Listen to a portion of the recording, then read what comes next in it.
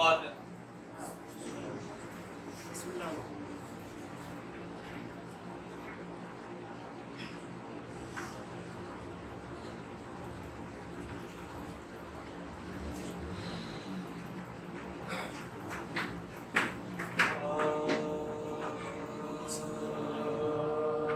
نوجوان کو صف اول سے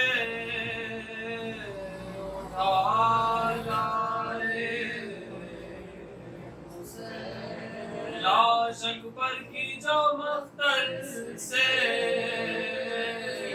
اٹھا لائے. نوجوان کو صف اول سے اٹھا لائے، چاند کو شام کے بادل سے اٹھا لائے، جہاں بلب شیر کو جنگل سے اٹھا لائے، جہاں بلب شیر کو جنگل سے اٹھا لائے. تیری صدا لاشیں بسر عام کے لے جا، چھد گیا پرچی سے اکبر کا کلیجہ، چھد گیا پرچی سے اکبر کا کلیجہ. دیکھ لے آخری دیدار بسر مرتا ہے، سامنے آنکھوں کے یہ نور نظر مرتا ہے.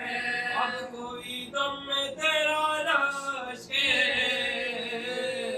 کمر مرتا ہے، منہ سے باہر ہے زباں تشنا، جگر مرتا ہے، منہ سے باہر ہے زباں تشنا، جگر مرتا ہے. دم ہے سینے میں رکا زخموں سے پوچھا،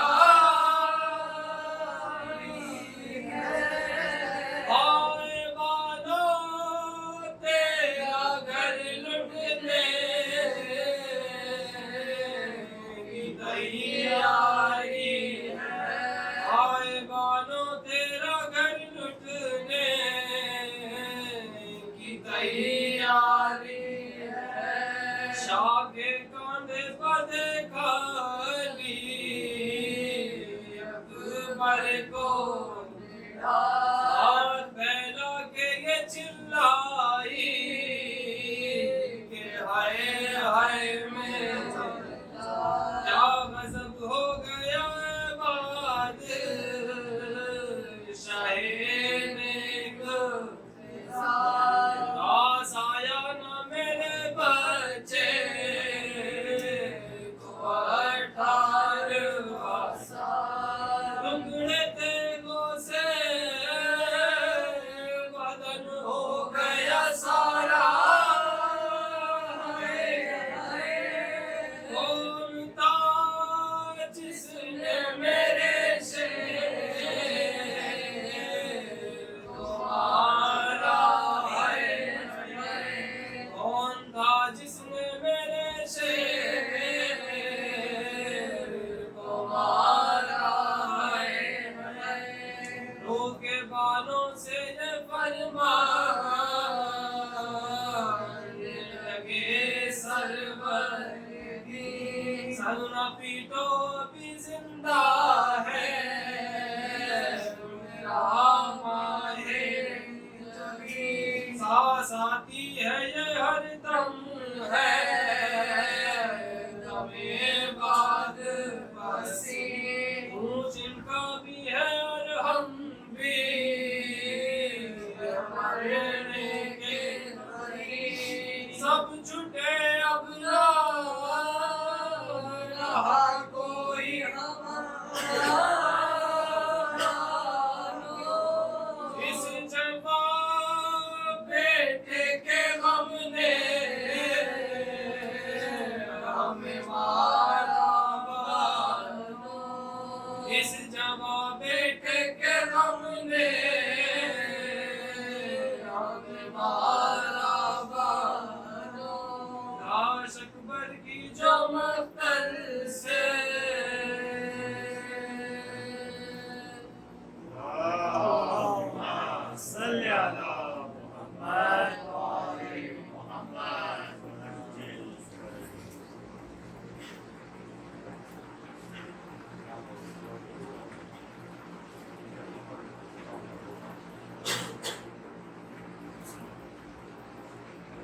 اللهم صل على محمد وآل محمد.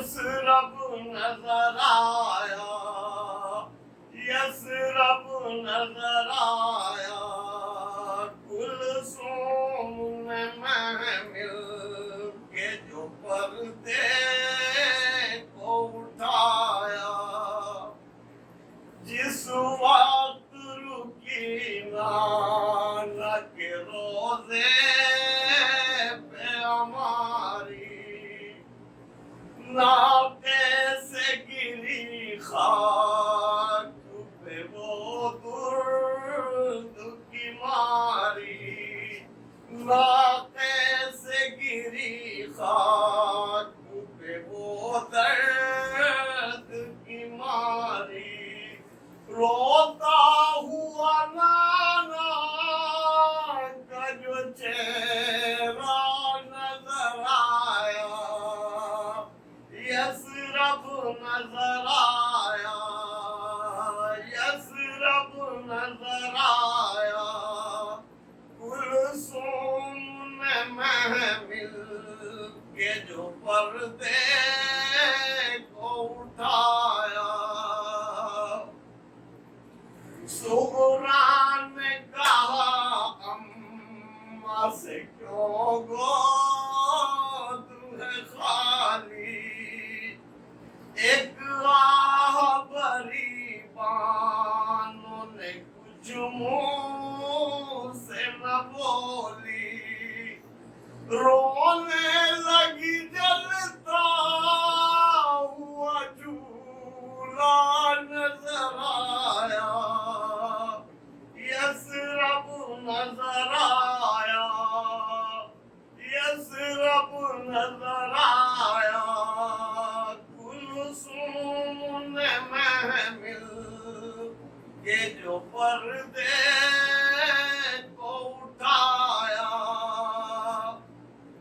بن بائی کے داخل ہوئی جو اپنے ہی گھر میں، غش آ گیا طاقت نہ رہی قلب و جگر میں، بے گور و کفن بھائی کا لاشا نظر آیا، یسرب نظر آیا، یسرب نظر آیا، کلثوم نے محمل کے جو پردے کو اٹھایا، حجرے میں نظر آئے نہیں قاسم و اکبر، کہنے لگی میں چھوڑ گئی تھی یہ بھرا گھر، گھر قبر کے ماحول میں ڈھلتا نظر آیا، یسرب نظر آیا، یسرب نظر آیا، کلثوم نے محمل کے جو پردے کو اٹھایا، بستر تو وہاں کون محمد کے سجے تھے، اور طاق میں اصغر کے کھلونے بھی رکھے تھے، لیکن نہ کوئی کھیلنے والا نظر آیا،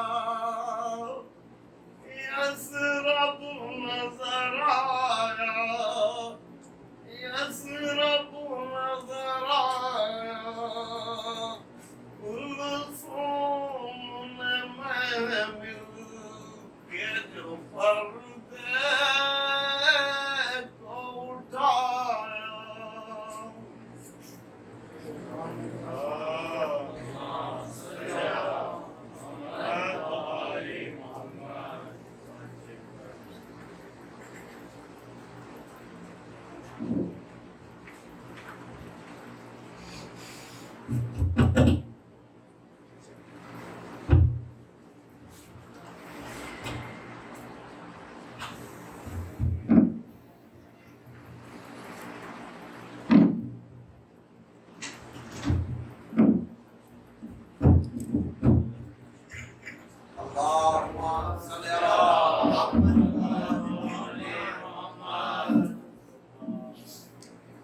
آواز بلند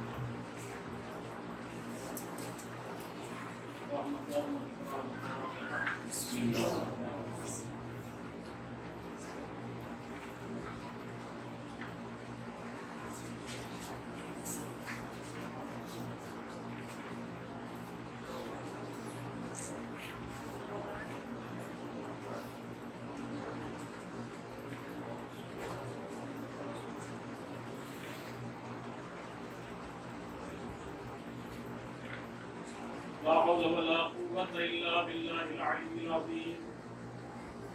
أعوذ بالله من الشيطان اللعين الرجيم. بسم الله الرحمن الرحيم. الحمد لله الذي جعل الحمد مفتاحا لذكره وسببا للمزيد من فضله ودليلا على آلائه وعظمته. ثم الصلاة والسلام على أشرف بريته حافظ سره ومبلغ رسالاته وامين وحيه ابي القاسم المصطفى محمد. اللهم صل على محمد وآل محمد وآله الطيبين الطاهرين المعصومين المظلومين سيما بقية الله في العظيم ولعنة الله على أعدائهم أجمعين. أما بعد وقد قال رسول الله صلى الله عليه وآله وسلم إن الحسين مصباح الهدى وسكينة النجاة. اللهم صل على محمد وآل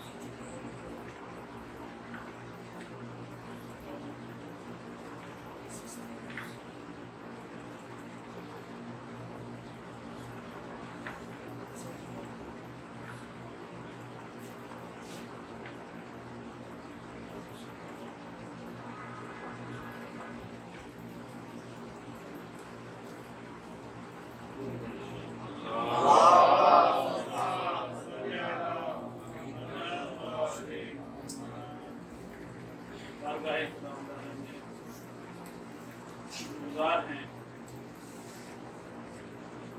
کہ اس نے توفیق دی کہ ہم ذکر محمد والے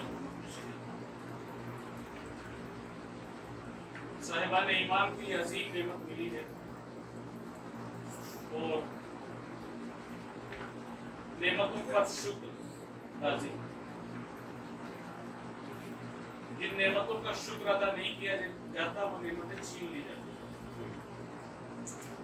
اور خدا نے یہ وعدہ کیا ہے کہ لئن شکرتم لازیدنکم ولئن کفرتم ان عذابی لشدید. کائنات میں ان عظیم نعمتوں میں سے ایک نعمت کی فرض ادا.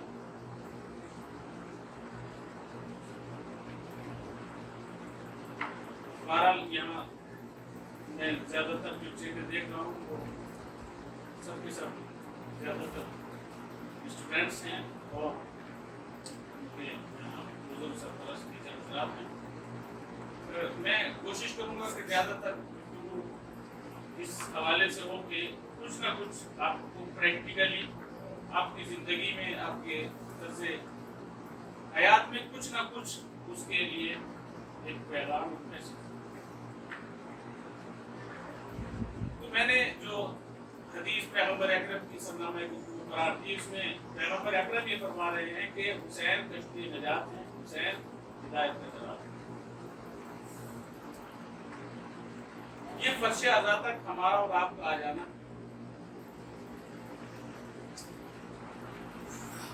یہ اتفاقی نہیں, اچانک نہیں, یہ پلان کا حصہ ہے. یعنی کسی نے آپ کو بلایا ہے, کسی نے آپ کو پکارا ہے, کسی کی آواز استغاثہ ہے جس پر آپ نے لب بیٹھا ہے. ورنہ نہ جانے کس بھیڑ کا حصہ ہوتے ہیں, لیکن یہاں تک آ جانا یہ کسی آواز کا, یا یہ کہا جائے کہ خداوند عالم نے ایک خاص نظام معین کیا ہے, ایک خاص نظام مرتب کیا ہے, اور اس کے تحت کہ اِنَّا لِقَتْلِ الْحُسَيْنِ حَرَارَةً فِي قُلُوبِ الْمُؤْمِنِينَ لَا تَبْرِدُ أَبَدًا. یہ وہ ایک نظام ہے کہ جو صاحبان ایمان کو کھینچ کے لے آتا ہے. یہ صاحبان ایمان کے دل کی گرمی ان کو اپنے بستروں میں رکنے نہیں دیتی, بلکہ اگر معلوم ہوا کہ فرش ازا بجی ہے تو صاحبان ایمان فرش ازا تک پہنچ جاتے ہیں. یہ ایک الہی نظام. بہرحال چونکہ ایام ازا کے اختتام کے دن بھی نزدیک ہے, جیسا کہ آپ نے السلام نے سماعت فرمایا, اور ہندوستان پاکستان کے اعتبار سے یہ 2 مہینہ 10 دن جو ہے ہم ایام ازا کو شمار کیے جاتے ہیں. ویسے تو چونکہ اہل بیت سے ہمارا رابطہ اور ان سے ہمارا تعلق یہ زندگی بھر کا تعلق ہے. مولا امام جعفر صادق علیہ السلام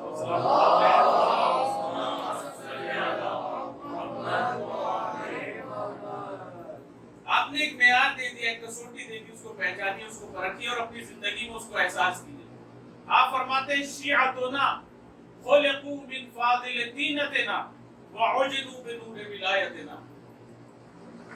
یہ ہمارے غم, ہماری خوشیاں یہ اتفاقی نہیں ہے, یہ بھی نظم کے تحت ہے, ایک برنامہ ریزی کے تحت ہے. آپ نے فرمایا کہ شیعتنا خلقوا من فاضل طینتنا وعجدوا بنور ولایتنا. ہمارے شیعہ ہماری بچی ہوئی مٹی سے پیدا کیے گئے, ان کا خمیر ہماری پاک طینت سے خمیر ہوا ہے. یفرحون لفرحنا ویحزنون لحزننا. وہ ہمارے خوشی میں خوش ہوتے ہیں اور ہمارے غموں میں غمگین. تو یہ خوشی اور غم کا جو اہل بیت سے رابطہ ہے, ان سے واسطہ ہے, یہ ہمیں کہیں بھی ادھر ادھر جانے نہیں دیتا. جہاں اہل بیت کی خوشی ہوتی ہے وہاں ہماری ہوتی ہے, جہاں ان کے غم ہوتے ہیں وہاں ہمارے غم. اور یہ عجیب غم ہے کربلا کا, اس قربانی کے بعد ہمیں غم ملا. یہ عجیب غم ہے کہ ہماری تعمیر کرتا ہے.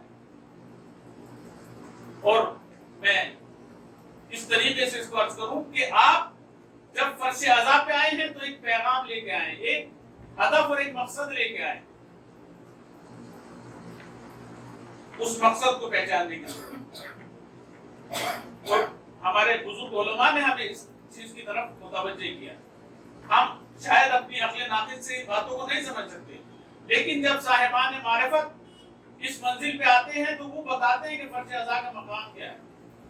آیت اللہ بہجت, جن کے بارے میں آپ حضرات نے سنا ہوگا, وہ یہ فرماتے ہیں کہ جب تم کسی مجلس کی طرف جا رہے ہو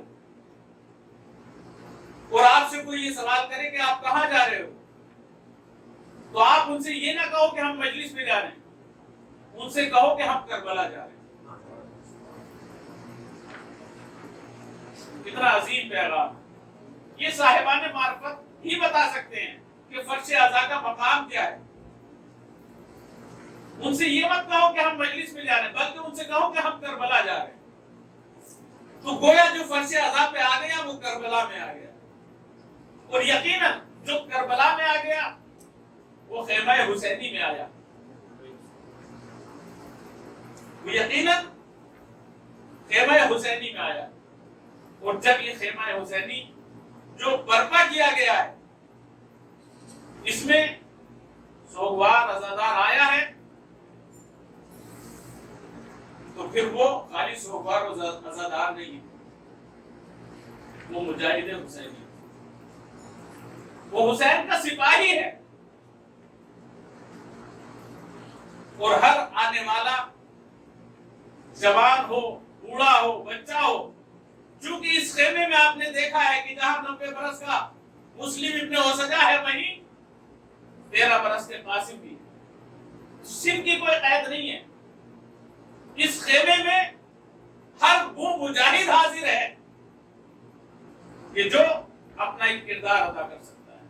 اسی طریقے سے ہماری مجلسوں میں ہر عمر کا، اور یہ بھی ضروری نہیں کہ ایک خاص صنف سے تعلق رکھنے والا ہو، نہیں، جہاں جوان ہیں، بہادر ہیں، عباس جیسے شجاع ہیں، وہیں خواتین میں بھی خواتین بھی موجود ہیں اور ان کا بھی اپنا ایک کردار ہے. چونکہ یہ معرکہ حق و باطل یہ کوئی معمولی جنگ نہیں تھی، یہ اقدار کی جنگ تھی کہ جس میں خالی جوان کام نہیں آتے، جس میں بوڑھے اور بچے برابر سے شریک ہوتے ہیں اور برابر ان کا ایک کردار ہوتا ہے. اور اس کو جناب دکتور علی شریعتی نے بڑے اچھے انداز میں بیان کیا. وہ فرماتے ہیں کہ عرب میں یہ دستور ہوتا تھا کہ کوئی بھی جنگ اگر اس کو وقتی طور کے لیے روک دیا جاتا تھا تو جنگ کے سپہ سالار کے خیمے کے اوپر ایک سرخ رنگ کا پرچم لہرایا جاتا تھا. اگر جنگ ختم نہیں ہوتی تھی اور جنگ کو وقتی طور کے اوپر روکا گیا ہوتا تھا تو جنگ کے سپہ سالار کے خیمے کے اوپر ایک سرخ رنگ کا پرچم لہرا دیا جاتا تھا، جو اس بات کی علامت ہوتی تھی کہ جنگ ابھی ختم نہیں ہوئی ہے.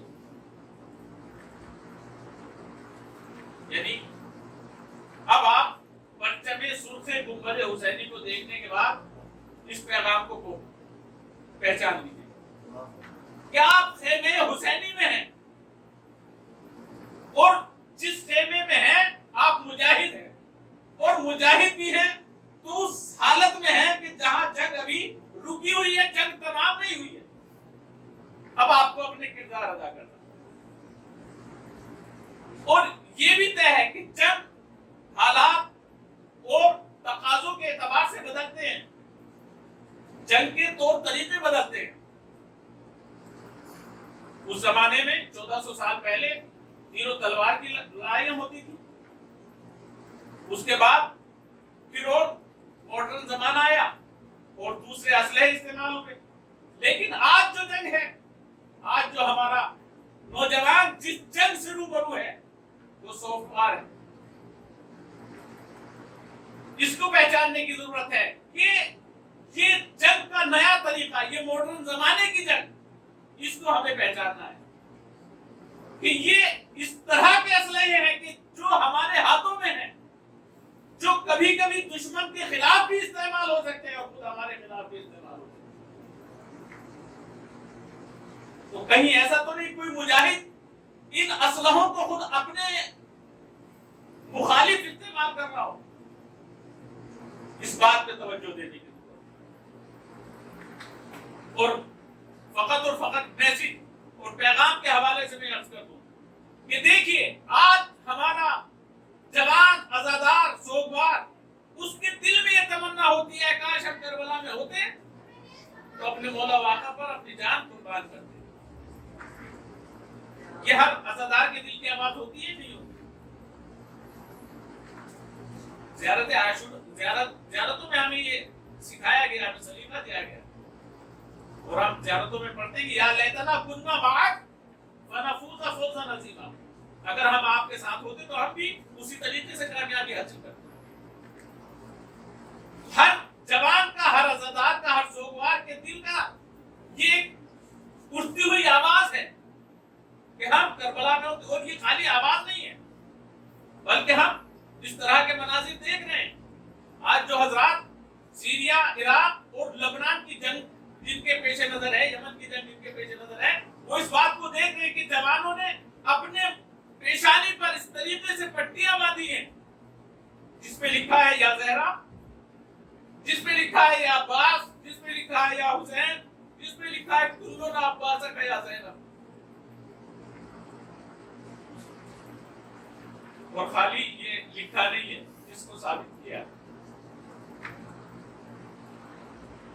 شہید ہو جانے والوں نے، شہید ہو جانے والے جوانوں نے اس بات کو ثابت کیا ہے کہ 1400 سال پہلے جناب زینب کو اسیر کیا گیا.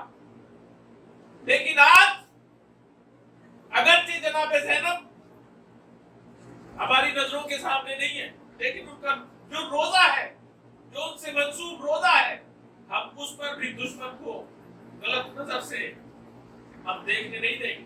یہ ہمیں گوارا نہیں ہے. اور جناب زینب کے روزے کی حفاظت کے لیے جوانوں نے اپنے آپ کو قربان کیا.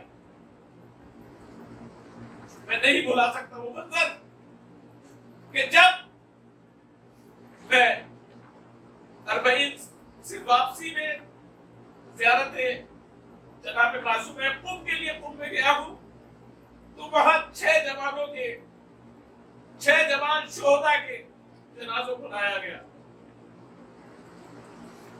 وہ سب کے سب تعلق تھا جن کا پشاور پاکستان سے.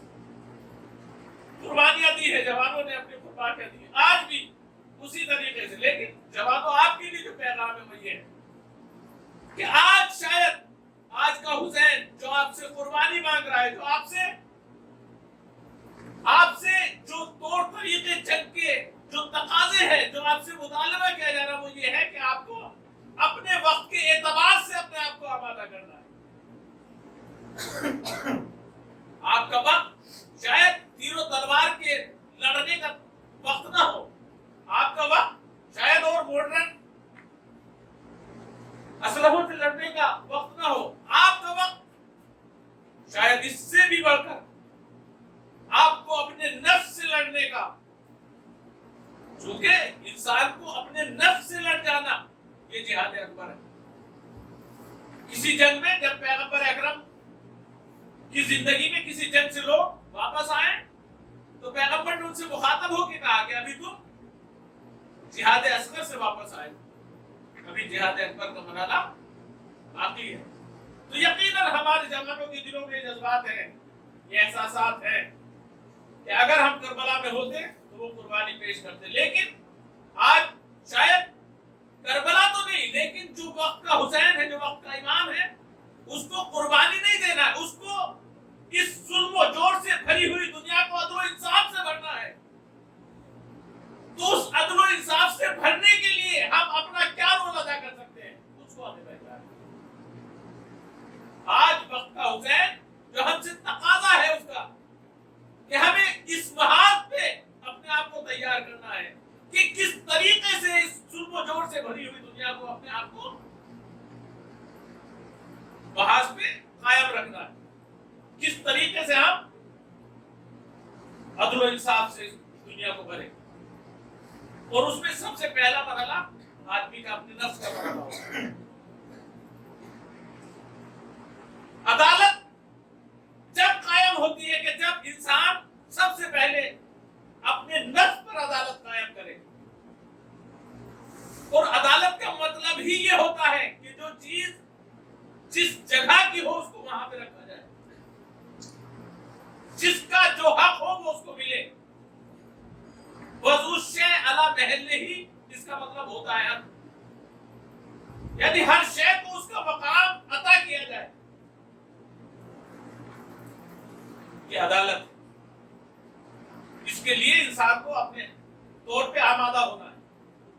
اور اس کے لیے کم سے کم ہر انسان کو اور ہر اہل بیت کے چاہنے والے کو، خاص طور پر فرش ازا تک آنے والے ہر مجاہد کی ذمہ داری ہے اور ڈیوٹی ہے کہ وہ اپنے وقت کے امام کی اطاعت کرے. کم سے کم پہلا مرحلہ اس کے لیے اپنے امام کی معرفت حاصل کرے اور معرفت کے بعد اطاعت. لیکن مشکل یہاں ہوتی ہے کہ اطاعت تو تب کرے گا انسان کے جب اپنے وقت کے امام کی حکم کا اس کو معلوم ہوگا. اور اگر حکم ہی معلوم نہیں ہے تو پھر اطاعت کہاں سے کرے گا؟ تو پہلے تو حکم کو پہچاننا اور اس کے بعد حکم کو پہچان کر اطاعت کرنا. میں آپ سے یہ سوال کرتا ہوں، عبادت کس چیز کا نام ہے؟ بعض اوقات ذہنوں میں یہ خیالات آتے ہیں کہ شاید نماز پڑھ لینا، روزہ رکھ لینا اور اس طرح کی یہ تمام اعمال یہ عبادت کہلاتے ہیں. نہیں، فقط یہی عبادت نہیں ہے، بلکہ انسان کی زندگی کا ہر عمل عبادت ہو سکتا ہے، وہ اگر اپنے مولا کی اطاعت میں ہو. اگر اپنے مولا و آقا کی اطاعت میں ہوگا تو انسان کی زندگی کا ہر عمل عبادت ہو سکتا ہے. لیکن شرط یہ ہے کہ اطاعت میں ہو.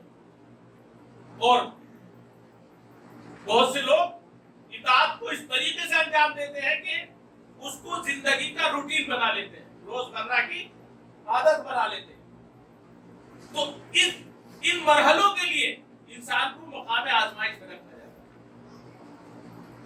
بہت سے واقعات ہیں پیغمبر کی زندگی میں.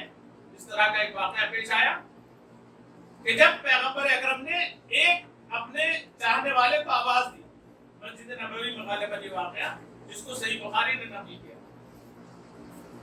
آپ نے آواز دی اور اس نے آواز کو سنا لیکن پیغمبر کی آواز پہ لبیک نہیں کہا. پیغمبر کی آواز کو سنا لیکن لبیک کہہ کر پیغمبر کی خدمت میں حاضر نہیں ہوا. دوسری آواز دی، کچھ دیر کے بعد ہاتھوں کو جوڑ کر حاضر ہوا اور کہا کہ حضور میں نماز پڑھ رہا تھا. صحابی نے کہا کہ میں نماز میں مصروف تھا. تو پیغمبر اکرم نے وہ آیت ارشاد فرمائی، آپ نے وہ آیت اس کو کہا کہ کیا تم نے یہ آیت نہیں پڑھی، استجیبوا للہ وللرسول اذا دعاکم لما یحییکم، کہ جب اللہ یا اس کا رسول پکارے تو ان کی آواز میں لبیک کہو. کیونکہ حقیقت میں زندگی یہ ہے کہ اللہ اور اس کے رسول کی آواز میں لبیک کہا جائے. تو ہر بعض اوقات نماز کو پڑھنا، دیکھیے یہیں سے ہم معرفت کی منزلوں کو بھی سمجھ سکتے ہیں کہ جو معرفت کی ان منزلوں پر تھے کہ ان کو نماز نہیں بلکہ حکم آقا کی اطاعت کرنا ہے، حکم مولا کو بجا لانا ہے. جو اپنے آپ کو ابدیت کے اس مرحلے پر پہنچا چکے تھے کہ جو یہ کہتے ہوئے نظر آتے ہیں، الہی کفا بی عزت ان اکون لکا عبدا، خداوند عالم میرے فخر کے لیے یہ کافی ہے کہ تو میرا رب ہے اور میں تیرا بندہ ہوں. وہ کائنات کا عظیم الشان عابد، عبادت گزار، جس کے گھر سے ایک ایک رات میں ہزار ہزار تکبیروں کی آوازیں آتی ہوں، وہ کائنات کا عظیم ترین عابد امیر المومنین علی بن ابی طالب علیہ السلام،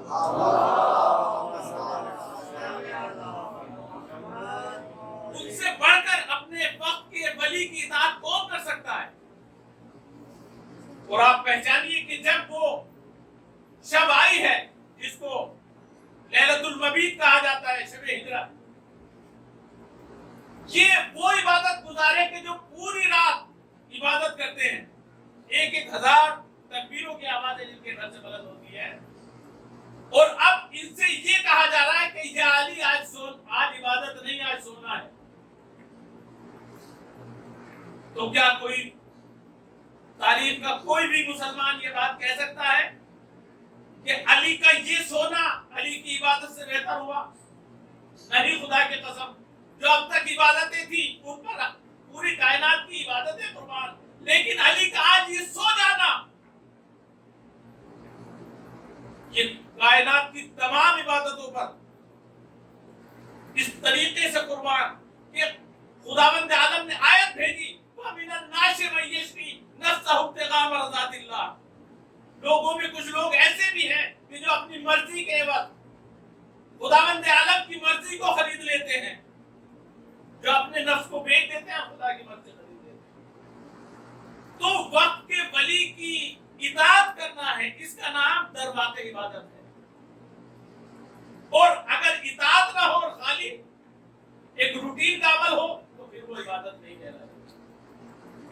ورنہ شیطان میں کیا کمی تھی؟ کچھ کم عبادتیں کی تھی. لیکن اگر اپنے وقت کے ولی کی اطاعت نہ کی، فقط ایک حکم کی اطاعت نہیں کی تھی شیطان نے، اور اس کو خالندہ باغہ بنایا گیا یا نہیں بنایا گیا؟ اسی طریقے سے کتنے حکم ہیں اس طریقے کے جو آپ دیکھیں گے کہ عبادتیں اپنی جگہ ہیں، لیکن وقت کے ولی کی اطاعت کرنا در واقع وہ عبادت ہے. اور جب آپ اس کو کربلا کے میدان میں دیکھیں گے تو یہ وقت کے ولی کی اطاعت اپنے منزل کمال پہ ملے گی.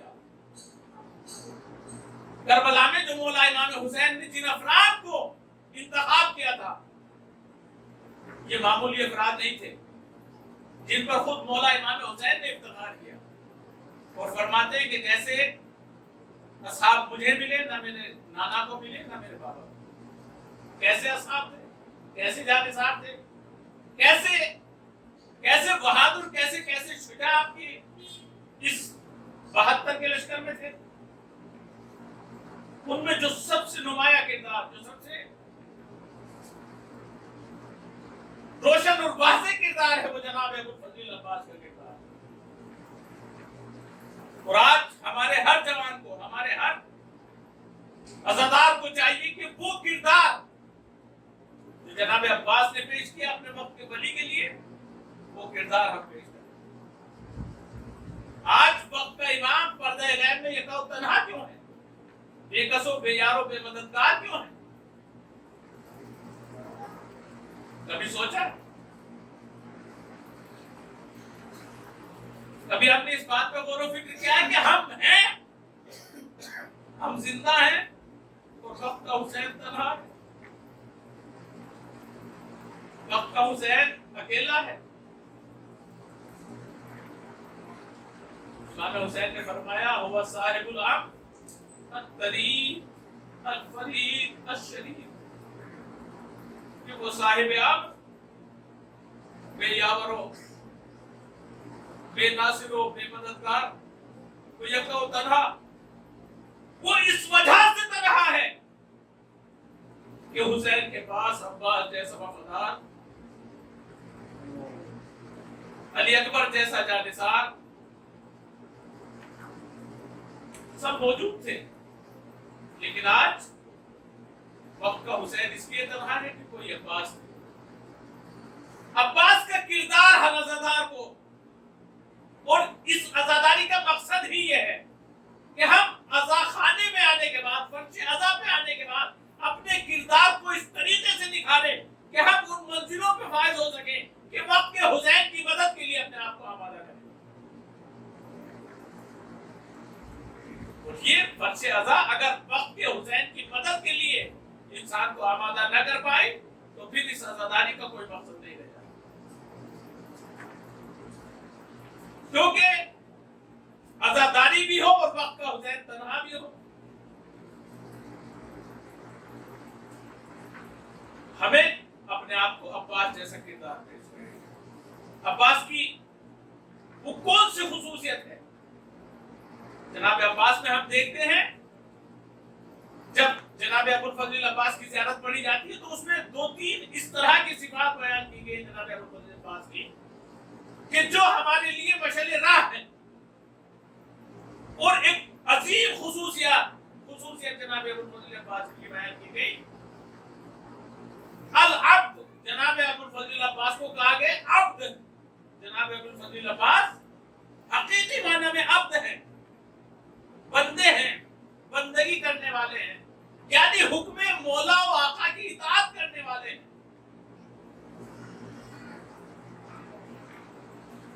امام جعفر صادق علیہ السلام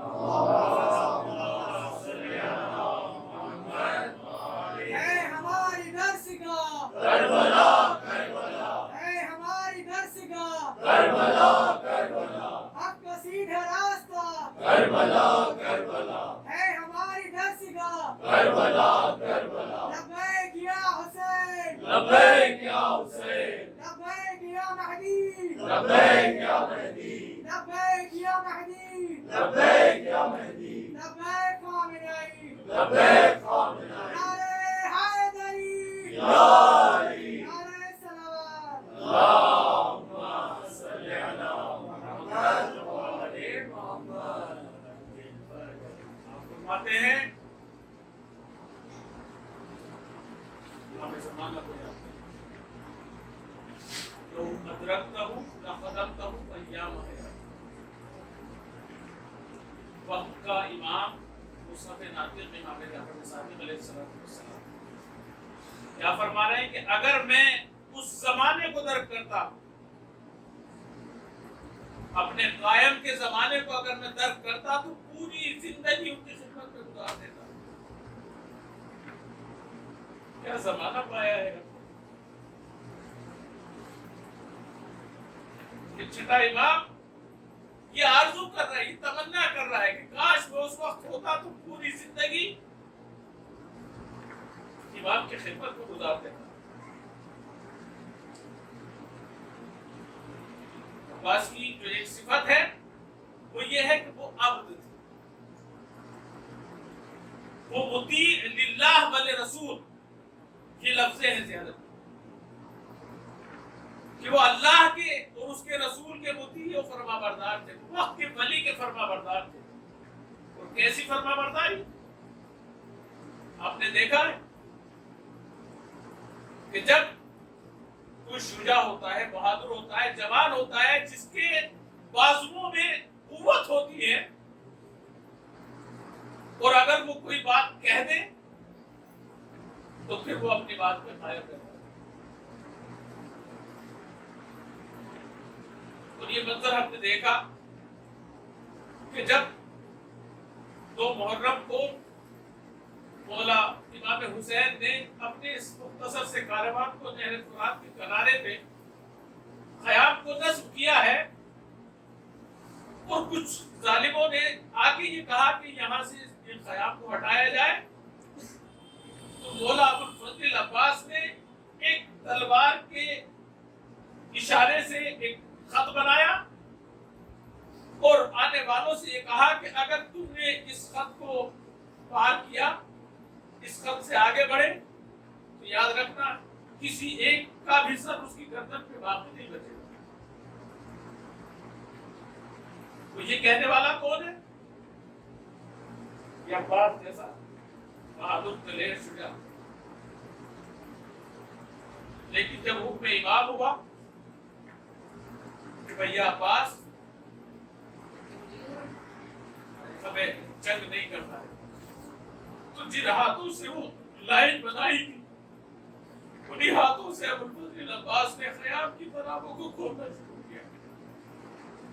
یہ کون سی اطاعت ہے؟ یہ اپنے وقت کے امام کی اطاعت ہے کہ جو پہچان رہے ہیں ان کے چشم و ابرو کے اشارے پہ ہمیں کام کرنا ہے, ہمیں ان کی اطاعت کرنی ہے, اس کے علاوہ اطاعت کی یہ مناظر ہے کربلا میں. اس کے بعد شب عاشور کا مرحلہ آتا ہے. آپ نے سنا ہوگا متعدد جگہ کہ جناب ابوالفضل العباس ہے, اور شب عاشور جو مولا امام حسین نے یہ رات کہا جاتا ہے کہ مہلت میں طلب کی تھی, اور کہا تھا کہ ہمیں یہ رات عبادت اور خداوند عالم سے راز و نیاز کے لیے ہمیں ایک رات کی مہلت ہو. تو یہ جو رات امام حسین نے گزاری ہے, روایات نے لکھا ہے کہ خیام حسینی سے تسبیح و تحلیل کی آوازیں اس طریقے سے بلند ہو رہی تھی کہ جیسے مکھی کے چھتے سے, شہد کی مکھی کے چھتے سے پکشیوں کے بھنبھنانے کی آوازیں بلند ہوتی ہیں. اللہ اکبر. کوئی تلاوت قرآن میں مصروف تھا, کوئی عبادت خدا میں مصروف تھا, ہر ایک اپنے طریقے پر عبادت خدا کر رہا تھا.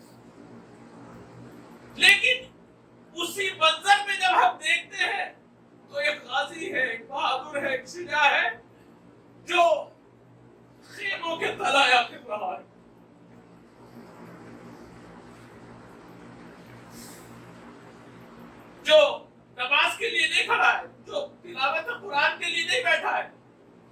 بلکہ جو خیموں کے تلے اپنے باپ یہاں ہو سکتا تھا نا کہ بڑھ کے آقا سے کہا جاتا کہ میرا بھی دل کر رہا ہے، میری بھی طبیعت یہ کر رہی ہے کہ میں بھی اپنے خدا کی بارگاہ میں راز و نیاز کروں، میں بھی تلاوت قرآن کروں، میں بھی خدا کی عبادت کروں، لیکن نہیں، یہ وہ معرفت کی منزلوں پر فائز ہے کہ جو یہ سمجھتے ہیں کہ جو امام کا حکم ہے وہ در واقع اطاعت ہے، اس کی اطاعت ہمیں کرنا ہے، اور آخر تک یہی منزلیں ہیں جناب ابو الفضل عباس کا کردار ہمیں بتاتا ہے۔ بس عزیزو، اپنے آخری مرحلوں پر میں حدیث کے حوالے سے تھوڑی سی وضاحت کر دیتا ہوں، جس میں پیغمبر نے فرمایا کہ حسین کشتی نجات ہے، حسین ہدایت کا چراغ ہے۔ تو یہ ایسی کشتی ہے کہ جو انسان کو نجات دینے والی ہے، جو انسان کو ہلاکت سے بچانے والی ہے۔ یوں تو حقیقت یہ ہے کہ ہر امام کشتی نجات ہے، جس کو مولا امام رضا علیہ السلام نے بھی فرمایا کہ کلنا سفن النجات، ہم سب کے سب کشتی نجات ہے، لیکن جو حسین کشتی نجات ہے، آپ فرماتے ہیں ولیکن سفینۃ جدی الحسین اسرع و اوسع، میرے جد حسین کی جو کشتی ہے وہ بہت جلدی سے انسان کو منزل مقصود تک پہنچا دیتی ہے، اس میں بہت وسعت پائی جاتی ہے، وہ بہت جلدی انسان کو نجات دے دیتی ہے۔ اور اس کی بہت سامنے کی جو مثال ہے وہ کربلا میں جناب حر کا کردار ہے کہ جس کو ایک رات میں مولا امام حسین نے علیہ السلام بنا دیا۔ اور یہ وہ کشتی ہے کہ قیامت تک اس کشتی کا دروازہ کھلا ہے، جس کو چاہیے وہ اس کشتی میں سوار ہو جائے، اور کشتی میں سوار ہونا انسان کو بچاتا ہے، کشتی کی تعریفیں کرنا انسان کو نہیں بچاتا کہ کشتی بہت اچھی ہے، کشتی بہتے دریا میں نہیں ڈوبتی، یہ تعریفیں انسان کو نہیں بچاتی، لیکن اگر انسان سوار ہو جائے تو سوار ہو جانا انسان کو ہلاکت سے بچاتا ہے۔ اہل بیت کی مثال کشتی نوح کی مثال دی گئی، جس کو وضاحت کے ساتھ کہا گیا کہ من رکبہا نجا ومن تخلف عنہا غرق وہوا۔ یہاں سوار ہونے کا مطلب کیا ہے؟ کشتی پر سوار ہونے کا مطلب ہی یہ ہے کہ ہمیں اہل بیت کے ساتھ ہونا ہے، اہل بیت سے نہ پیچھے رہ جانا ہے نہ آگے بڑھ جانا ہے۔ آیت قرآنی نے بھی اس کی وضاحت کی، یا ایھا الذین آمنوا کونوا مع الصادقین، اے صاحبان ایمان سچوں کے ساتھ رہو، یہ سچوں کے ساتھ رہنا تمہیں ہلاکت سے بچائے گا، لیکن خبردار پیچھے نہ رہ جانا، آگے نہ بڑھ جانا۔ یہ آگے بڑھ جانا یا پیچھے رہ جانا تمہیں ہلاکت سے نہیں بچائے گا، یہ ہمراہی، یہ وابستگی تمہیں نجات دے گی، یہ ہلاکت سے بچائے گی۔ ہم دیکھتے ہیں تاریخ میں کہ مولا امیر المومنین خطبات غالباً کلمات قصار کا یہ جملہ ہے جس میں آپ نے فرمایا کہ میرے بارے میں دو قسم کے لوگ ہلاک ہوں گے، ہلاک فی رجلان، یعنی یہ محبت کی منزلیں جو ہم دعویٰ کرتے ہیں، جو ہم عاشقی کا دم بھرتے ہیں، ان محبت کی منزلوں میں بھی جناب امیر المومنین فرماتے ہیں کہ ہلاک فی رجلان محب غالب و مبغض غالب، میرے بارے میں دو قسم کے لوگ ہلاک ہونے والے ہیں، ایک تو حد سے زیادہ تجاوز کر جانے والا محب، اور ایک وہ دشمن کہ جو میرے بارے میں دل و خال کرتا ہے، ایک حد سے بڑھ جانے والا اور ایک حد سے پیچھے رہ جانے والا۔ تو سوال ہے اور مطالبہ ہے کہ اہل بیت کے ساتھ رہنا، اور کشتی اہل بیت پر سوار ہونے کا مطلب یہ ہے کہ کشتی کے حوالے اپنا اختیار کر دینا۔ اب انسان کا اپنا کوئی اختیار نہیں رہتا، کشتی چلتی ہے تو راکبان کشتی چلتے ہیں، اور کشتی ٹہرتی ہے تو جو کشتی میں سوار ہوتے ہیں وہ ٹہرتے ہیں۔ جہاں کشتی لے جاتی ہے وہاں یہ جاتے ہیں، اور جہاں کشتی نہیں جاتی ہے وہاں یہ نہیں جاتے۔ یہ کشتی میں سوار ہونے کا مطلب آپ محسوس کریں گے کہ اس سے بڑھ کر اور مثال کیا ہو سکتی ہے نجات اور ہلاکت کی، کہ دریائے نیل جناب موسیٰ اور پوری قوم بنی اسرائیل کو نجات دینے کے لیے جناب موسیٰ دریائے نیل کو معجزے کے ذریعے راستہ بنا رہے ہیں۔ کس کو نجات دینا ہے؟ پوری قوم کو نجات دینا ہے۔ اور کس سے نجات دینا ہے؟ وقت کے ظالم و جابر حاکم فرعون سے نجات دینا ہے، بچانا ہے۔ اور سامنے دریا ہے، پیچھے فرعون کا لشکر ہے۔ معجزے سے جناب موسیٰ دریا میں راستہ بناتے ہیں۔ اچھا، میں آپ سے یہ سوال کروں کہ جو راستہ معجزے سے بنایا گیا ہو، جو موسیٰ جیسے نبی نے بنایا ہو، تو یقیناً وہ تو انسان کو نجات دے گا، اس میں تو ہلاکت کی کوئی گنجائش نہیں ہوگی۔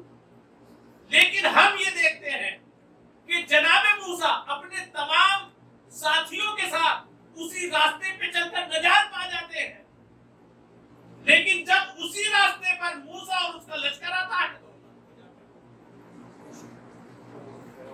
ایک ہی راستہ ہے، لیکن چونکہ موسیٰ اور ان کے ساتھی جو ہمراہ موسیٰ تھے وہ نجات پا جاتے ہیں، اور جو موسیٰ سے پیچھے رہ گئے تھے،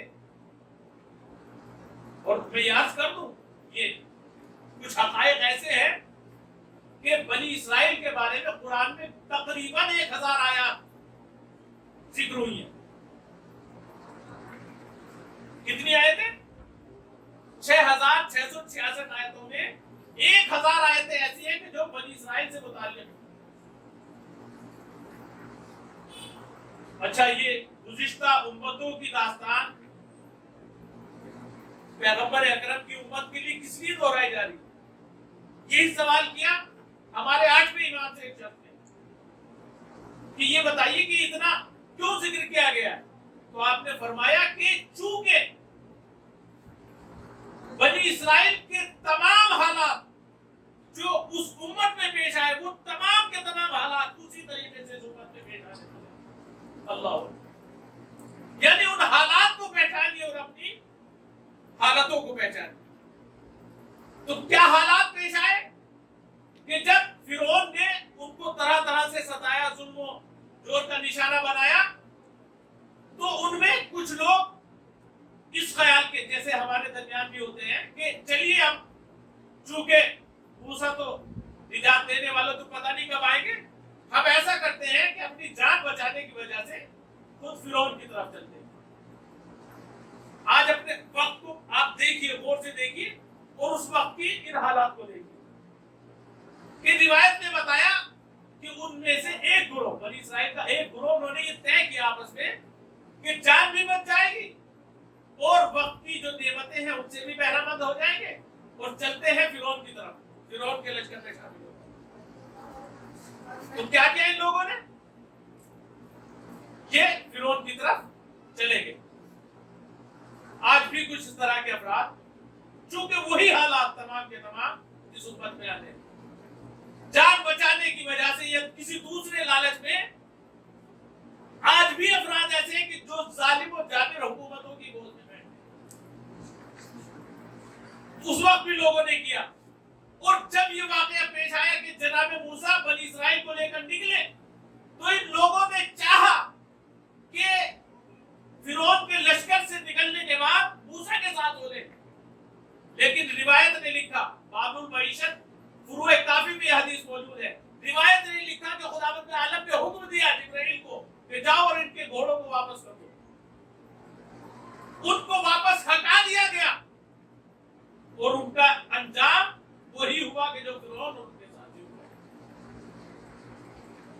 تو یقیناً جو فرعون کے ساتھ ہوتے ہیں ان کا انجام فرعونیوں کا انجام ہوتا ہے، لیکن جو اپنے وقت کے امام کے ساتھ ہوتے ہیں، اپنے وقت کے رہبر کے ساتھ ہوتے ہیں، ان کی ہمراہی میں اور ان کے متصل ہوتے ہیں، وہ نجات پا جاتے ہیں۔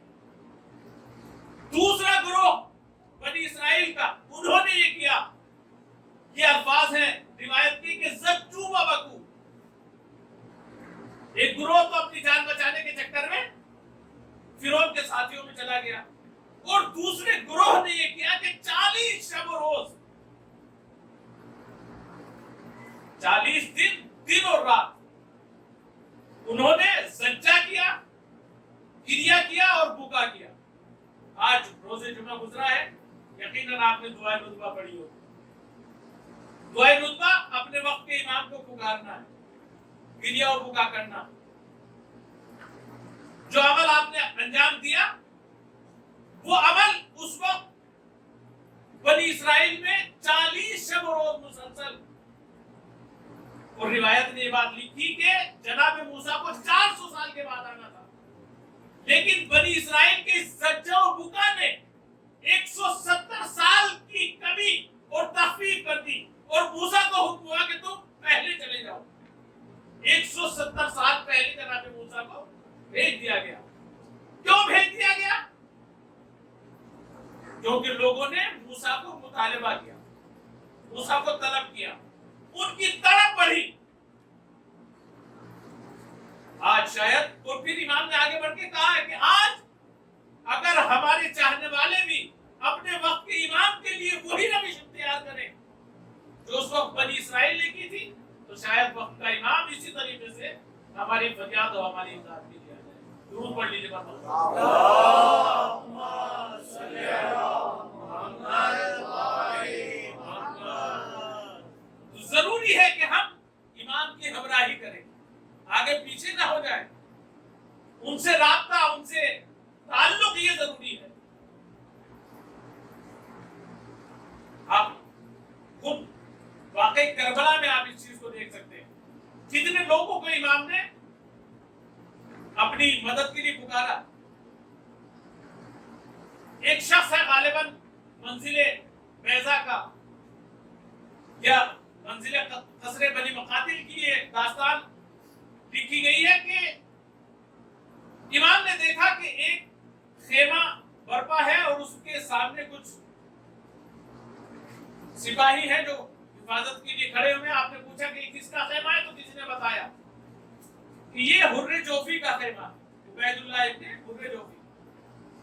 یہ شخص ہے جس کو امام پہچانتے ہیں، کوفے کا رہنے والا ہے، کوفے کی طرف جا رہا ہے، لیکن امام سے کچھ فاصلے کے ساتھ اپنے خیموں کو اس نے نصب کیا ہے۔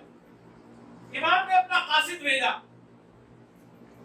اور پیغام یہ بھیجا کہ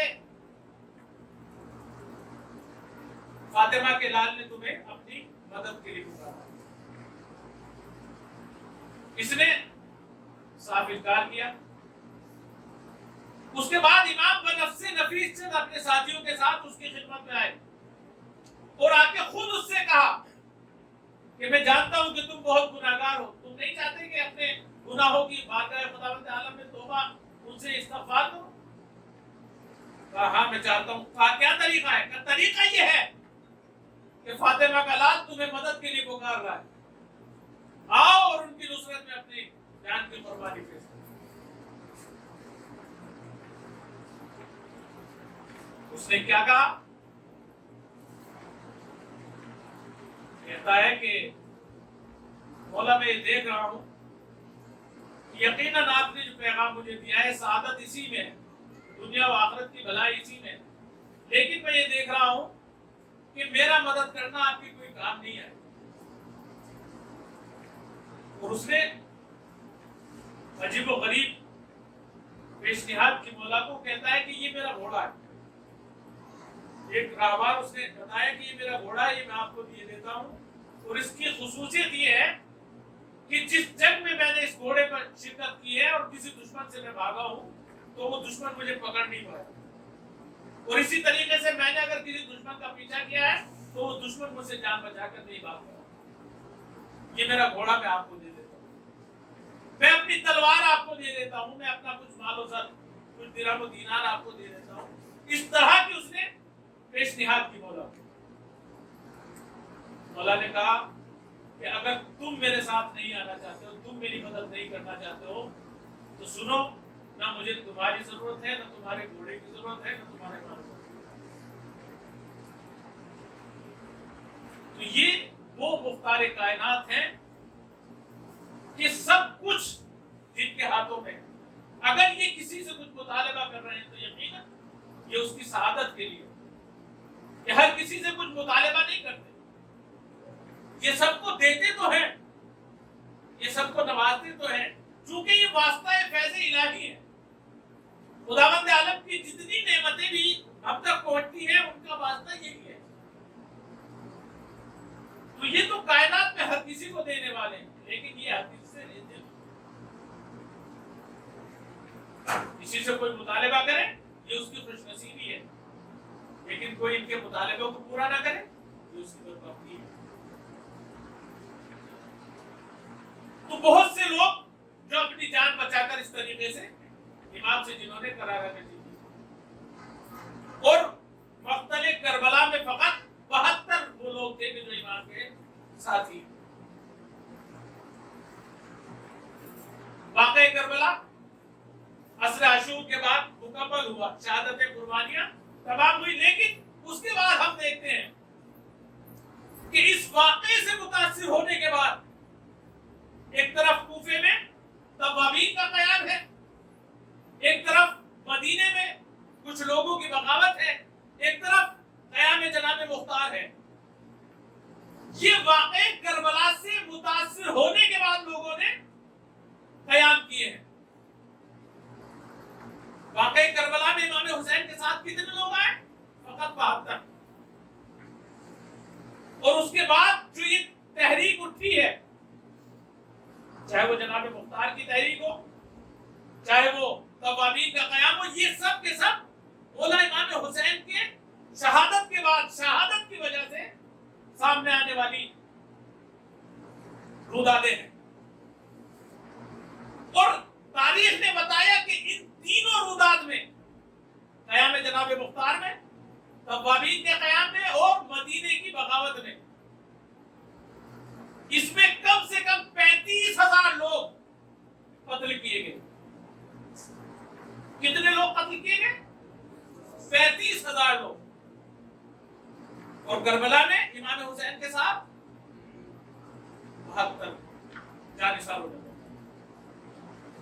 تو کیا کوئی کہہ سکتا ہے کہ یہ 72 جانثار جو امام کی ہمراہی میں جنہوں نے اپنی قربانی پیش کی، ان 35,000 کی قربانیوں کے مقابل میں ان کی قربانی کو کوئی مقایسہ کر سکتا ہے؟ خدا کی قسم، اب یہ قربانیاں کسی کام کی ہیں؟ حسین جب حسین قتل کر دیے جائیں، جب حجت الہی اس طریقے سے اتنے ظلم و ستم کا نشانہ اس کو بنایا جائے کہ وقت کا امام یہ کہتا ہوا نظر آئے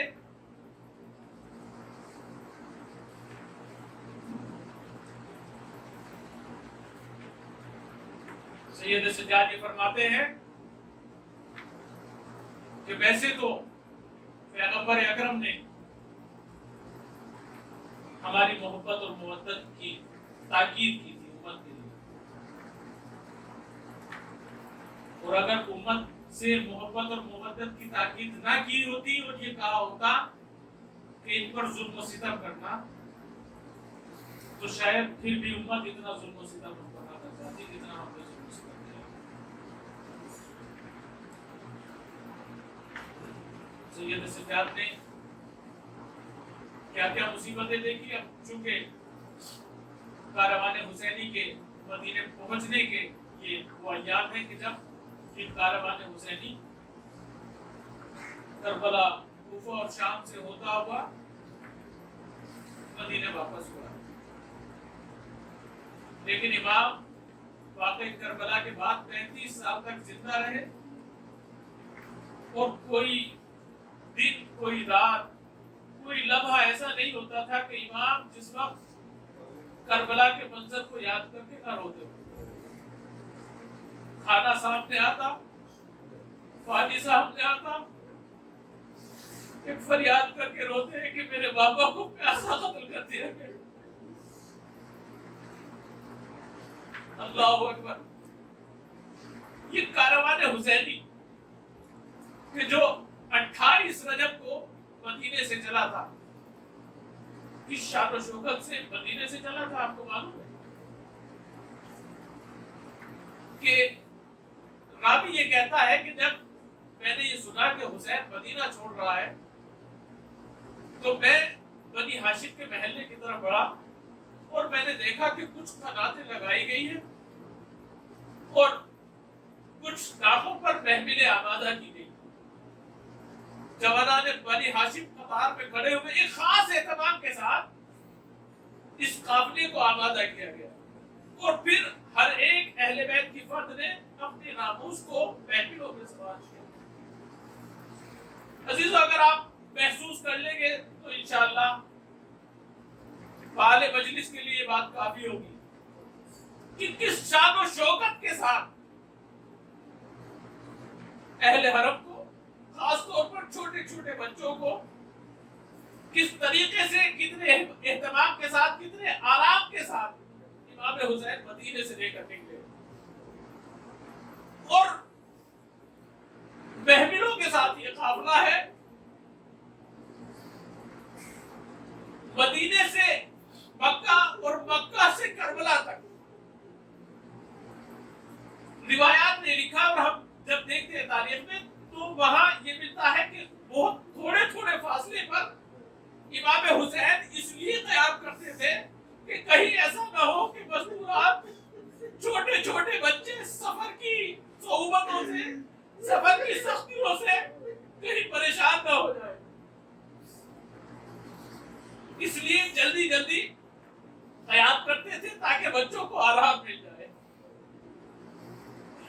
مدینے سے کربلا تک کا سفر بولا امام حسین نے اس طریقے سے اس کاروان کا طے کیا، لیکن جب یہ قافلہ کربلا سے لٹ کر کوفہ گیا ہے تو اس منظر کو ملاحظہ کریں گے کہ اب ناقے تو ہے لیکن ناقوں پر محملیں نہیں ہیں۔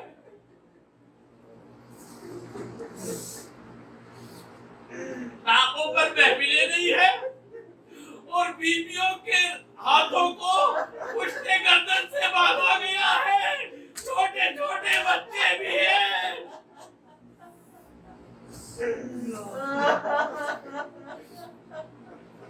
اللہ اکبر، کس طریقے سے قافلہ، اور یہی نہیں،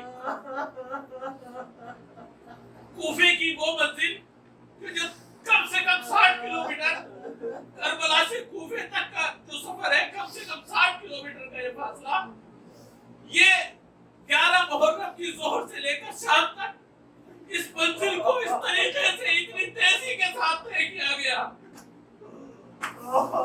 بے کجاوہ اونٹوں پر اہل بیت حرم، چھوٹے چھوٹے بچے، مستورات اہل حرم کو اس طریقے سے کوفے تک یہ قافلہ پہنچا۔ اور عزادارو، آپ یہ بھی محسوس کریں کہ کوفے کے بعد دمشق تک کا جو سفر ہے، اگر یہ سیدھا راستہ ہم اس کو فرض کریں تو کم سے کم 1500 کلومیٹر کا یہ فاصلہ ہوتا ہے، لیکن اس سیدھے راستے سے اہل بیت کے قافلے کو نہیں لے جایا گیا، بلکہ اس طریقے سے اہل بیت کے قافلے کو لے جایا گیا کہ یہ مکمل سفر اور مکمل مسافت تقریباً 2500 کلومیٹر کی مسافت ہوتی ہے۔ اللہ اکبر، اتنی مسافت طے کرنے کے بعد جب یہ قافلہ شام پہنچا ہے تو وہاں اہل بیت اطہار کو آرام کرنے کے لیے نہیں روکا گیا، دمشق کے باہر دروازے پر روک دیا گیا اور 3 دن تک یہ قافلہ اسی عالم میں رکا رہا، کس لیے؟ تاکہ بازار کو سجایا جا سکے، دربار کو سجایا جا سکے۔ اللہ اکبر، آیت اللہ جوادی آپ بھی کہتے ہیں کہ عالم اسلام کے قیامت تک رونے کے لیے ثانیہ زہرا کا یہ جملہ کافی ہے کہ جب ثانیہ زہرا دربار یزید میں گئی ہے تو سامنے کرسی نشینوں کو دیکھا، اپنے پھٹے ہوئے لباس کو دیکھا اور کہتی ہے، ارے کیا کوئی تم میں مسلمان نہیں؟ جس نبی کا کلمہ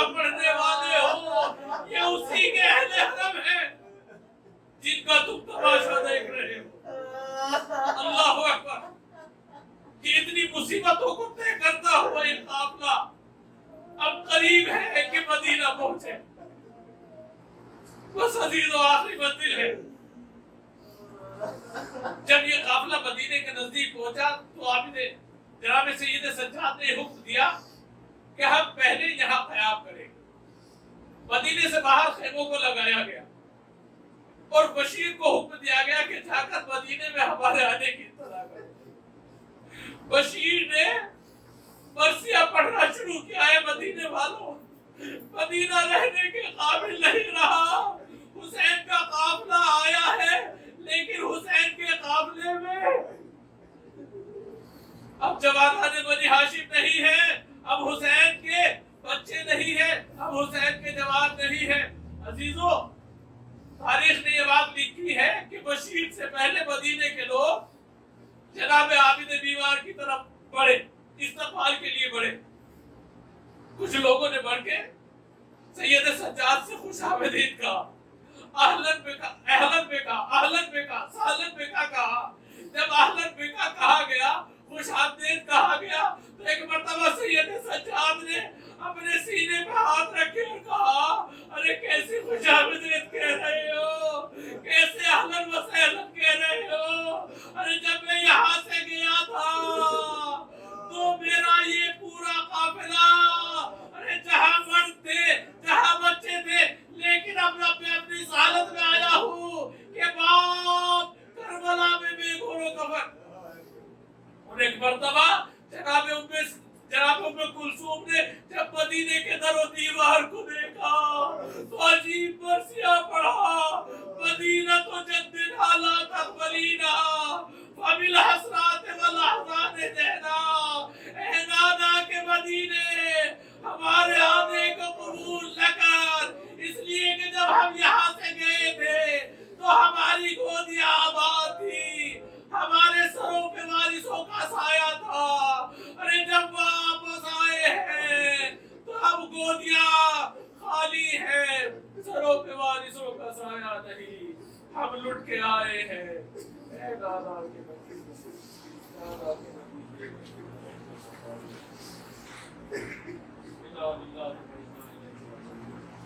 नजर पर नजारी हमारे जिक्र को बशक में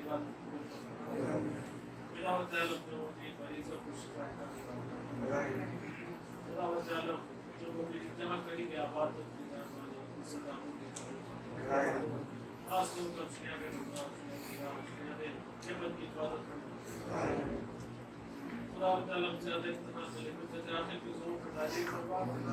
और हम सबको इस लायक और इस काबिल बना के हम अपने ज़माने के इमाम की नुसरत कर सके और उनके आवाज़ को शुमार हो सके।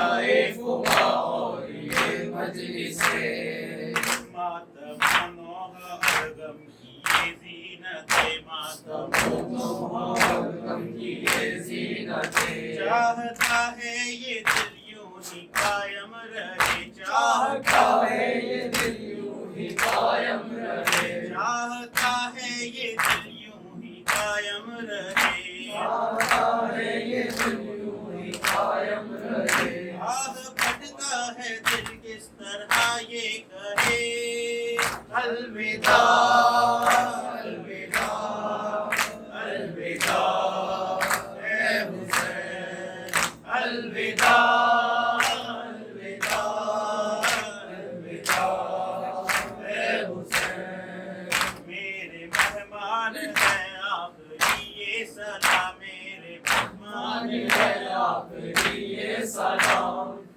पे कुर्बान है आखिरी ये सलाम तुझ पे कुर्बान है आखिरी ये सलाम शाहिद शान है आखिरी ये सलाम शाहिद शाहिद शान है आखिरी ये सलाम शाहिद शान है आखिरी ये सलाम शाहिद शाहिद शान है आखिरी ये सलाम दिल है वीरान है आखिरी ये सलाम अलविदा अलविदा अलविदा ए हुसैन अलविदा अलविदा अलविदा ए हुसैन बख्शते हो गई हो जो कोई खता ते हो गई हो जो कोई खता हक के खिदमत ना हमसे अदा हो सका हक के खिदमत ना हमसे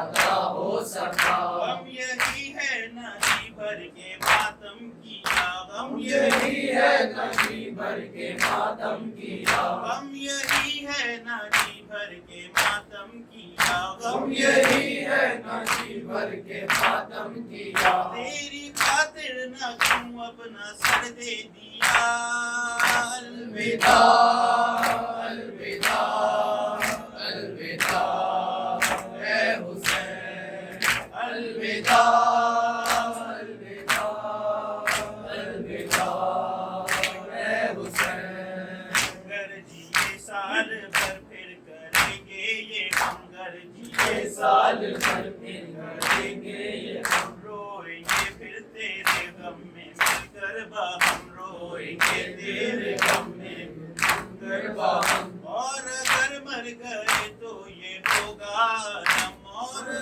मर गए तो ये होगा नम और अगर मर गए तो ये होगा नम और अगर मर गए तो ये होगा नम आए अफसोस की भर के रोए न हम अलविदा अलविदा अलविदा ए हुसैन अलविदा अलविदा अलविदा ए हुसैन अलविदा ए हुसैन हुसैन अलविदा अलविदा ए हुसैन हुसैन अलविदा अलविदा ए शहे मशरिक़ैन अलविदा अलविदा ए शहे मशरक़ैन अलविदा बिन्ते अहमद के है मूरे ऐन अलविदा बिन्ते अहमद के नूरे ऐन अलविदा बिन्ते अहमद के है नूरे ऐन अलविदा बिन्ते अहमद के नूरे ऐन अलविदा बिन्ते अहमद के है नूरे ऐन अलविदा बिन्ते अहमद के नूरे ऐन अलविदा है मुजाहिद के लब पर ये बैन अलविदा अलविदा अलविदा अलविदा ए हुसैन अलविदा अलविदा अलविदा ए हुसैन अलविदा अलविदा अलविदा ए हुसैन अलविदा अलविदा अलविदा ए हुसैन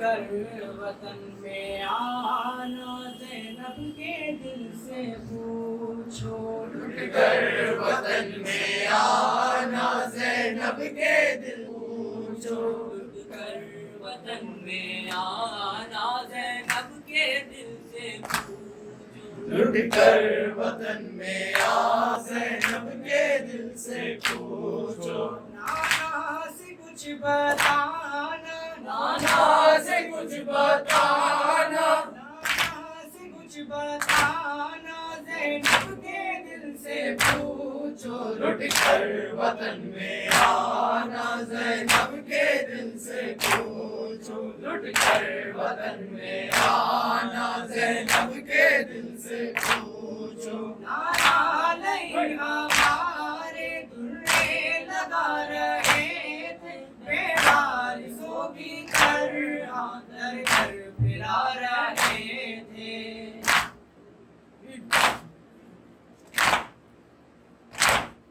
نانا نہیں ہمارے درے لگا رہے تھے بے وارثوں کی طرح در در پھرا رہے تھے در در کی ٹھوکر کھانا در در کی ٹھوکر کھانا در در کی ٹھوکر کھانا زینب کے دل سے پوچھو لٹ کر وطن میں آنا زینب کے دل سے پوچھو لٹ کر وطن میں آنا زینب کے دل سے پوچھو ایک دوسرے کو ظالم نانا بتا رہے تھے یہ ہے علی کی بیٹی سب کو دکھا رہے تھے ایک دوسرے کو ظالم نانا بتا رہے تھے یہ ہے علی کی بیٹی سب کو دکھا رہے تھے بالوں سے منہ چھپانا بالوں سے منہ چھپانا بالوں سے منہ چھپانا زینب کے دل سے پوچھو لٹ کر وطن میں آنا زینب کے دل سے پوچھو لٹ کر وطن میں آنا زینب کے دل سے پوچھو جب روزہ نبی پر سیلانیاں گئی تھی زینب تڑپ تڑپ کر یہ بین کر رہی تھی جب روزہ نبی پر سیلانیاں گئی تھی زینب تڑپ تڑپ کر یہ بین کر رہی تھی نانا مدینے آنا نانا مدینے آنا نانا مدینے آنا زینب کے دل سے پوچھو لٹ کر وطن میں آنا زینب کے دل سے پوچھو لٹ کر وطن میں آنا زینب کے دل سے پوچھو تقدیر سے آئی آواز میری آئی سب سن رہا ہے نانا زینب میری دعائی اپنی لہد سے آئی آواز میری جائی سب سن رہا ہے نانا زینب میری دعائی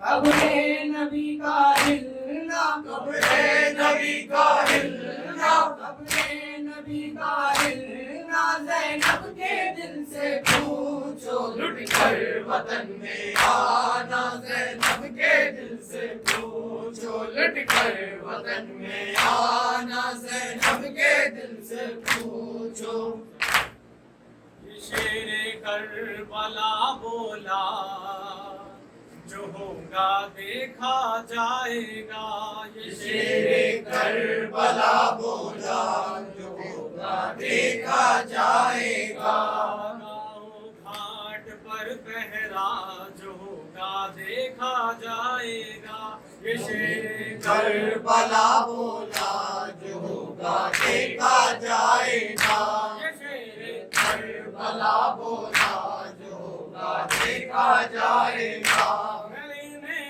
آیا ہوں پانی سنو اے ظلم کے بانی میں لینے آیا ہوں پانی سنو اے ظلم کے بانی میری گر بات نہ مانی تو ہوگی خون کی بارانی میری گر بات نہ مانی تو ہوگی خون کی بارانی میری گر بات نہ مانی تو ہوگی خون کی بارانی میری گر بات نہ مانی تو ہوگی خون کی بارانی بہے گا خون کا دریا جو ہوگا دیکھا جائے گا یہ شیر کربلا بولا جو ہوگا دیکھا جائے گا یہ شیر کربلا بولا جو ہوگا دیکھا جائے گا نظر جو بھی ملائے گا اسے زندہ نہ چھوڑوں گا نظر جو بھی ملائے گا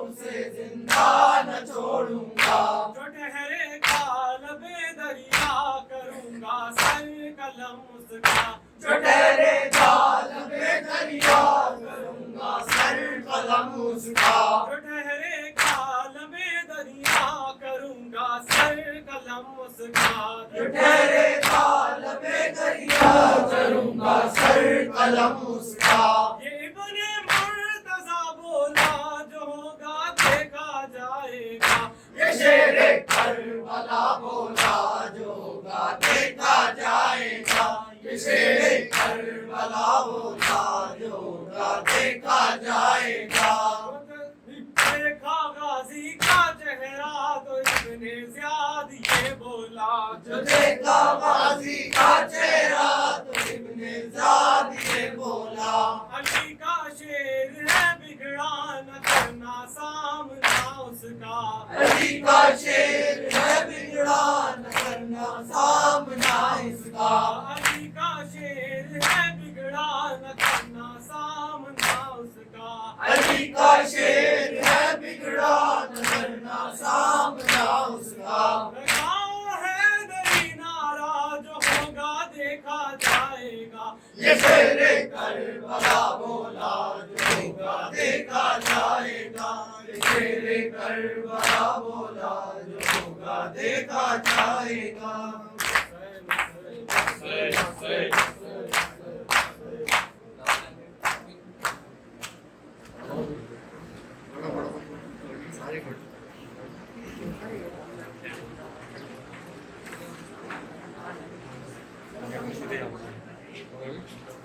ہائے بیمارے غمزدہ ہائے بیمارے غمزدہ ہائے سجاد مولا سجاد ہائے بیمارے غمزدہ ہائے بیمارے غمزدہ ہائے غمزدہ ہائے بیمارے غمزدہ ہائے بیمارے غمزدہ سامنے آنکھوں کے سب اپنے تیرے قتل ہوئے لاشیں بے ہوروں کا فن سارے عزیزوں کے پڑے غسلوں کا فن دینا سکا ہائے بیمارے غمزدہ ہائے بیمارے غمزدہ ہائے بیمارے غمزدہ ہائے بیمارے غمزدہ ہائے بیمارے غمزدہ سارا اسباب لوٹا ہر خیموں میں آگ لگی سامنے آپ کے سب بہنوں کی ردائے چینی دامن سکے نہ کا جایا ہائے بیمارے غمزدہ ہائے بیمارے غمزدہ ہائے بیمارے غمزدہ ہائے بیمارے غمزدہ ہائے بیمارے غمزدہ اللہ ہی جانے کیا صبر کیسے مولا نے جب سکینہ کے لئی کھولے تماچے مارے نظریں جھکی سر نہ اٹھا آئے بیمار غمزدہ آئے بیمار غمزدہ آئے بیمار غمزدہ آئے بیمار غمزدہ آئے بیمار غمزدہ کہیں انگارے کہیں کھولتے پانی سے ستم کہیں انگارے کہیں کھولتے پانی سے ستم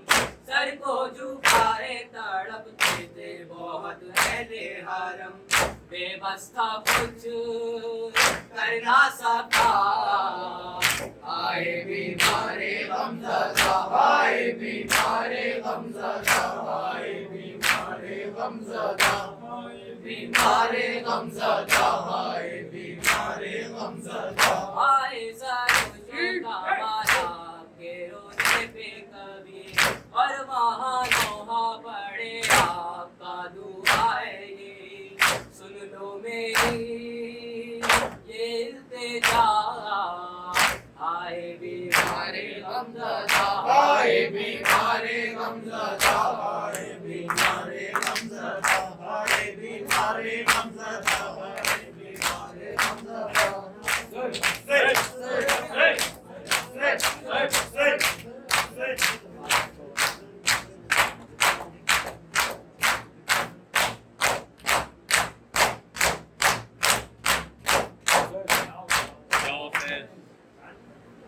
السلام عليك يا رسول الله السلام عليك يا أمير المؤمنين يا علي بن أبي طالب السلام عليك يا فاطمة الزهراء سيدة نساء العالمين